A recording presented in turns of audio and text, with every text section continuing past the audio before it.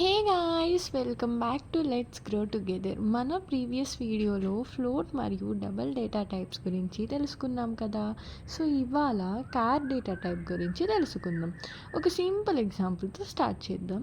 మీ college section ఏ అనుకోండి, లేదా మీ grade A అనుకోండి.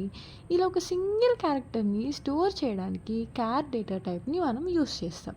సో జావాలో క్యార్ అనేది ఒక సింగిల్ క్యారెక్టర్ని స్టోర్ చేసుకోవడం కోసం యూస్ అవుతుంది. ఇది 2 బైట్స్ అంటే 16 బిట్స్ ఆఫ్ మెమరీని ఆక్యుపై చేస్తుంది. సో ఇప్పుడు దాని యొక్క సింటాక్స్ని చూద్దాం. Char followed by variable name equal to single కోట్స్లో మనం స్టోర్ చేసుకోవాలనుకుంటున్న క్యారెక్టర్ని రాస్తామన్నమాట. సో ఇక్కడ మీరు గమనిస్తే మనము స్టోర్ చేసుకునే ఆ క్యారెక్టర్ని సింగిల్ కోట్స్లో రాసాం కదా. సో జావాలో మనము క్యారెక్టర్ని రాసుకునేటప్పుడు సింగిల్ కోట్స్లో మెన్షన్ చేయాలన్నమాట. సో సింపుల్గా గుర్తుపెట్టేసుకోండి, క్యార్ ఒక సింగిల్ క్యారెక్టర్ని స్టోర్ చేసుకోవడం కోసం యూజ్ అవుతుంది. నెక్స్ట్ వీడియోలో బూలియన్ డేటా టైప్ని సింపుల్ ఎగ్జాంపుల్తో తెలుసుకుందాం.